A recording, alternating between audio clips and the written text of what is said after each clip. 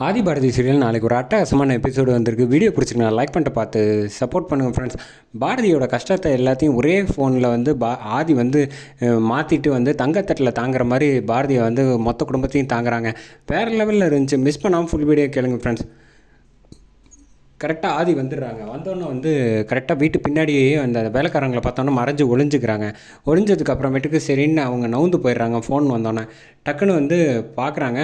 பழைய சாப்பாடு மாதிரி வந்து 2 இட்லியை வந்து சாப்பிட்டுட்டு இருக்காங்க ரத்தனமும் மரகதமும். அதை பார்த்தோன்னே வந்து ஆதிக்கு வந்து ரொம்ப அதிர்ச்சி ஆகிடுது. என்ன இப்படி இவ்வளோ கஷ்டப்பட்டுக்கிட்டு இருக்காங்க இந்த குடோனில் இருக்காங்களே அப்படின்னு. ஆமாம், எல்லோரும் வந்து சென்னைக்கு வந்தால் மாப்பிள்ளை வீட்டுக்காரங்க வந்து பொண்ணு வீட்டுக்காரங்கள தாங்குன்னு தாங்குவாங்கன்னு கேள்விப்பட்டிருக்கோம்.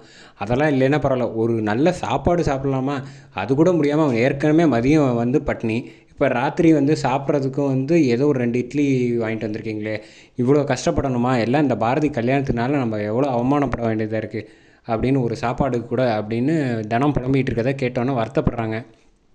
சாப்பிட்டு முடிச்சதுக்கப்புறமேட்டுக்கு கொஞ்சம் பேசாமல் இருங்க, காலையில் கிளம்பி போய்க்கலாம் அப்படின்னு ரத்னா சொல்கிறப்ப பார்த்தா கரண்ட்டும் கட் ஆகி போயிடுது.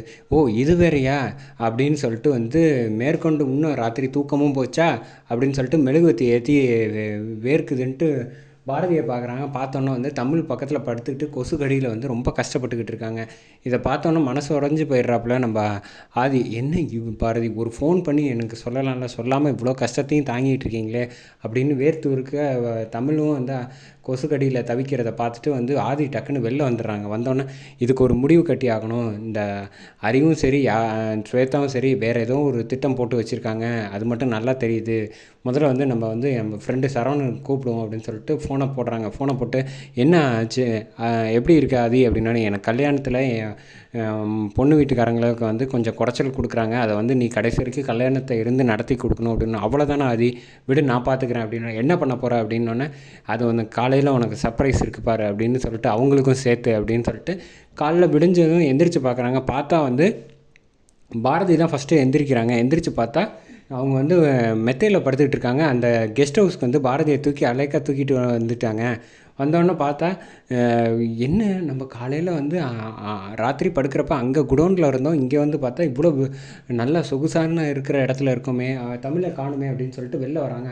இந்த பக்கம் பார்த்தா மரகதத்து மேலே வந்து காலை போட்டு தினம் தூங்கிட்டு இருக்காங்க. எந்திரி, நம்ம தூங்கினப்போ அந்த ரூமு அங்கே படுத்தோம், குடோனில் இருந்தோம், இங்கே வந்து பார்த்தா ஏசியில் நல்லா குளுன்னு இருக்கும், இது உண்மையாக கனவா அப்படின்ட்டு மரகதத்தை கிள்ளி பார்க்குறாங்க. ஏண்டி என்ன கிள்றேன்? இல்லைம்மா உண்மையாக கனவா அப்படின்னு பார்க்குறேன் அப்படின்னோடனே, அதுக்கு ஒன்றை கிள்ளி பார்க்கணும், ஏன் என்ன கிள்ளி பார்க்குற அப்படின்னு சொல்லிட்டு எல்லோரும் மொத்த குடும்பமுமே வந்து நம்ம சரவணை வந்து நைட்டு ஒரு நைட்டை வந்து இங்கே அழைச்சி மாற்றிட்டாங்க மேஜிக் பண்ண மாதிரி. இவங்க எல்லோரும் வெளில வந்தோடனே எங்கே தமிழை காணுமே, இங்கே நம்ம எப்படி வந்தோம் அப்படின்னோடனே பார்த்தா தமிழ் வந்து அங்கே ஹார்லிக்ஸ் குடிச்சிக்கிட்டு இருக்காங்க. என்ன ஹார்லிக்ஸ் குடிச்சிக்கிட்டு இருக்கியா, நம்மளை வந்து இவ்வளோ அளவுக்கு கவனிக்கிறதுக்கு யாராக இருப்போம் அப்படின்னு யோசிச்சுட்டு இருக்காங்க. ஒரு வேளை அட்ரஸ் மாதிரி நம்மளை வந்து அழைச்சிட்டு வந்திருப்பாங்களா அப்படின்னு சொன்னோன்னே, சாப்பாடு ஏதாவது ரெடி பண்ணியிருக்கேன். என்ன சாப்பாடு ரெடி பண்ணியிருக்க போகிறீங்க, ஒன்றும் பெருசாக இருக்க போகிறது இல்லை. என்னம்மா இப்படி சொல்லிட்டீங்க, இருக்கிற வந்து இட்லி வடை பூரி பொங்கல் சப்பாத்தி குருமா 3 வகை சட்னி எல்லாமே இருக்குது, பொங்கல் அப்படின்னு சொல்கிறாங்க. அப்படியா அம்மா பசிக்குதும்மா, நாக்கெல்லாம் உருது சொன்னோன்னே. எங்கே காட்டுங்க அப்படின்னா காட்டுறாங்க தினம். அதுக்கப்புறமேட்டு தான் நம்புகிறாங்க.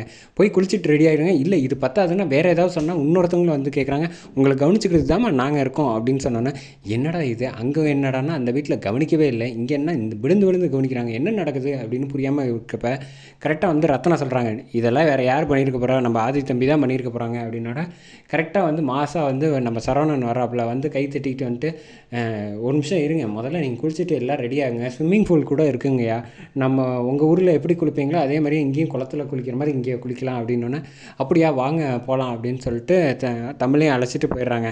அதுக்கப்புறமேட்டு சரவணன் வந்து சொல்கிறாப்புல, நான் ஆதியோட ஃப்ரெண்டு, சின்ன வயசுலேருந்தே வந்து நானும் ஒன்று ரொம்ப க்ளோஸ் பண்ணிச்சு.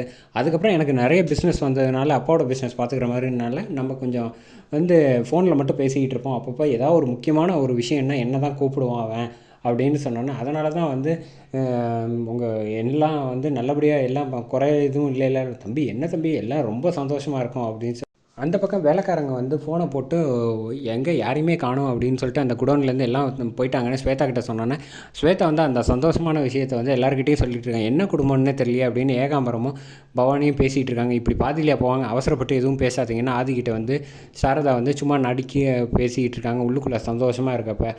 அதை இந்த பக்கம் வந்து ஆதிக்கு ஃபோனை போட்டு என்ன அது இப்படி பண்ணி வச்சுருக்கீங்க அப்படின்னு. என்ன பண்ண என்னடா வச்சு தெரியாமையே பேசுங்க பாரதி, உங்களுக்கு ஒரு கஷ்டம்னா எனக்கு வந்து நீங்கள் எதுவுமே சொல்ல மாட்டேங்கிறீங்க, என்னை வந்து வெளியாளான்னு நினைக்கிறீங்களா அப்படின்னு. அதெல்லாம் ஒன்றும் இல்லை. ஆமாம், ஒன்றும் கவலைப்படாதீங்க, நீங்கள் வந்து ஒரு சின்ன கஷ்டப்பட்டால் கூட என் மனசு தாங்காது. நீங்களும் சரி தமிழும் சரி 2 பேரும் என்னோடய சொத்துக்கு என்னோடய பொக்கிஷம் அப்படின்னு சொல்லி எமோஷன் ஆகுறாங்க. அதோட எபிசோட அட்டகாசமாக முடிக்கிறாங்க.